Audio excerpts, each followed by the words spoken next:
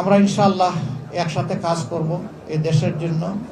আবারও সংশ্লিষ্ট সকলের প্রতি গভীর কৃতজ্ঞতা জানাচ্ছি, বিশেষ করে দেশবাসী পুরা জনগণের প্রতি, যে তারা আজকের নির্বাচনে যেভাবে অংশগ্রহণ করেছেন।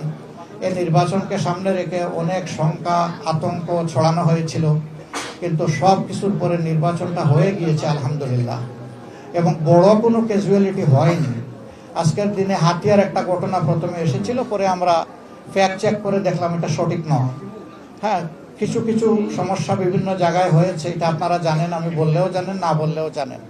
আমি এখন আর এগুলো উল্লেখ করার মধ্যে কোনো কল্যাণ দেখছি না, এই জন্য এগুলো উল্লেখও করতে চাই না। মানুষের সমাজ একসাথে চলতে গেলে ভুলভ্রান্তি হতেই পারে। এই আসনেও যিনি আমার প্রতিদ্বন্দ্বী ছিলেন, তিনিও আমার সহযোগী ছিলেন। আমরা আজকেও দুইবার আমাদের একসাথে দেখা হয়েছে। যখন আমরা নির্বাচনী এই লড়াইয়ে অবতীর্ণ হয়েছি, জয় একজনেরই হবে, বাকিরা এটা মেনে নেবে, এটাই স্বাভাবিক। তো আমরা একজনের জয় হলেও আমি মনে করি যে এটা আমাদের সকলের জয়। এবং যারা এই নির্বাচনে অংশগ্রহণ করেছেন, অন্তত এই আসনের ভালো মন্দ বিষয়ে আমি যদি নির্বাচিত হই আল্লাহ তাআলার ইচ্ছায়, তাহলে আমি তাদের সকলকে সাথে নিয়েই কাজ করবো ইনশাআল্লাহ। তাদের পরামর্শ নিব, তাদের সহযোগিতা নিব।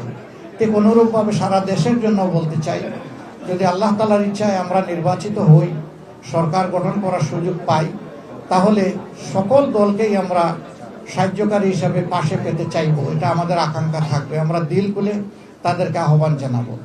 ঠিক একটা দেশ বিশ্বে একা চলতে পারবে না, এই জন্যে প্রবাসে বিদেশে দেশে দুনিয়ার যত গুরুত্বপূর্ণ দেশের সাথে আমাদের বন্ধুত্বপূর্ণ সম্পর্ক আছে, আমাদের প্রতিবেশী দেশ সহ, ইনশাআল্লাহ আমরা তাদের সবার সাথে একসাথে কাজ করব।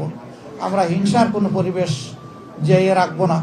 আমরা খোলা মন নিয়েই, উদার মানসিকতা নিয়ে, যার যেটা প্রাপ্য তার ন্যায্যতা অনুযায়ী তাদেরকে সেই প্রাপ্যটা আমরা দেওয়ার চেষ্টা করব। আর আমাদের যেটা প্রাপ্য সেটাও আমরা আদায় করে নেব। আমাদের সম্পর্ক হবে তাদের সাথে পারস্পরিক শ্রদ্ধা এবং সমতার।